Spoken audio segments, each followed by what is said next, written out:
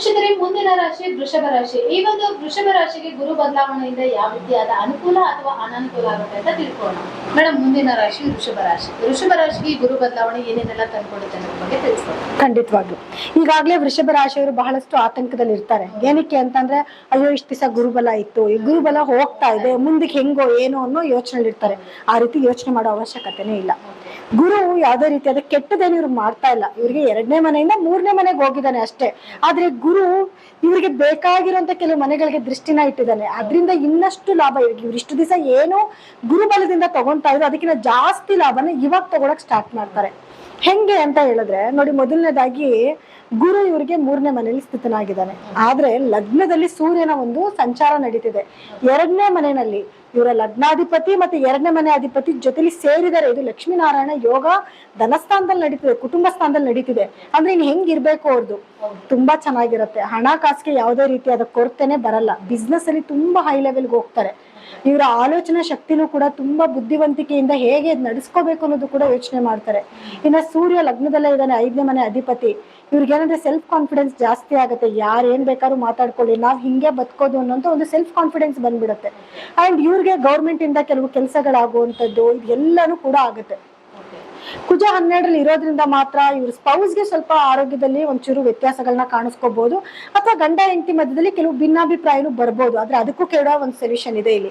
ಅದೇನು ಅಂತಂದ್ರೆ, ಗುರುವಿನ ನೇರ ದೃಷ್ಟಿ ಇವರ 7th ಹೌಸ್ ಮೇಲೆ ಬೀಳ್ತಾ ಇದೆ.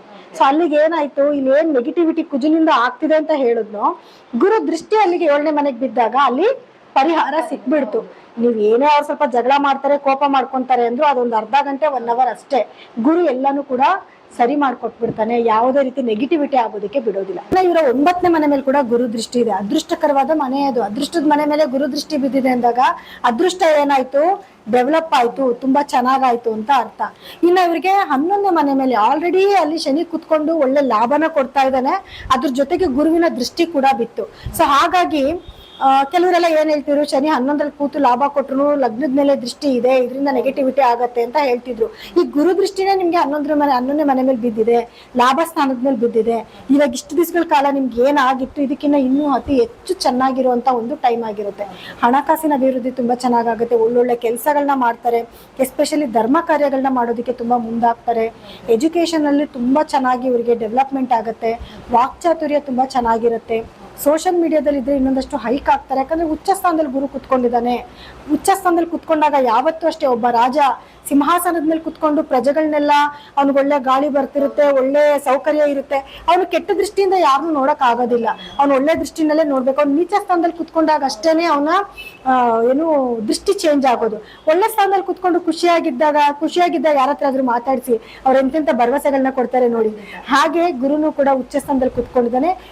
ತುಂಬಾನೇ ಒಳ್ಳೇದಾಗುವಂತ ಒಂದು ಟೈಮ್ ಆಗಿರುತ್ತೆ. ಅಂದ್ರೆ ಈಗ ನೀವು ವೃಷಭ ರಾಶಿಯವರಿಗೆ ತುಂಬಾ ಚೆನ್ನಾಗಿದೆ, ಏನು ತೊಂದರೆಗಳ ಬಗ್ಗೆ ಯಾವುದೇ ಹೇಳಿಲ್ಲ ಇಲ್ಲ, ಹಾಗಂತ ಚೆನ್ನಾಗಿದೆ ಅಂತ ಅಂದ್ಬಿಟ್ಟು ಹಾಗೆ ಆದ್ರೆ ಅದೇ ಒಂದು ಯೋಚನೆ ಇರ್ಲಿಕ್ಕೆ ಆಗಲ್ಲ. ಹೌದು, ಸ್ವಲ್ಪ ಜಾಗೃತಿಯಾಗಿರ್ಬೇಕು ಅಂತ ಅಂದ್ರೆ ಆ ರಾಶಿಯವ್ರಿಗೆ ಏನ್ ಹೇಳಿ? ಜಾಗೃತಿ ಅಂದ್ರೆ ನಾನು ಅದೇ ಹೇಳ್ದೆ, ಕುಜ 12ಕ್ಕೆ ಬಂದಿರೋದ್ರಿಂದ ಸ್ವಲ್ಪ ಗಂಡ ಹೆಂಡತಿ ಮಧ್ಯದಲ್ಲಿ ಸಣ್ಣ ಪುಟ್ಟ ಭಿನ್ನಾಭಿಪ್ರಾಯ ಬರಬಹುದು.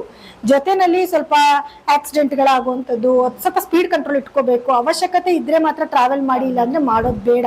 ಮತ್ತೆ ಭೂಮಿಯಿಂದನೂ ಕೆಲವು ಸಮಸ್ಯೆಗಳಾಗೋ ಚಾನ್ಸಸ್ ಇರುತ್ತೆ. ಯಾಕೆ ಅಂತಂದ್ರೆ ಈ ಕಡೆ 4ನೇ ಮನೇಲಿ ಕೇತು ಕುತ್ಕೊಂಡಿದ್ದಾನೆ, ಆ ಕಡೆ ಕುಜ 12ಕ್ಕೆ ಹೋಗಿದ್ದಾನೆ. ಸೊ ಹಂಗಾಗಿ ಸ್ವಲ್ಪ ಲಿಟಿಗೇಷನ್ಸ್ ಏನಾದ್ರು ಬರೋ ಚಾನ್ಸಸ್.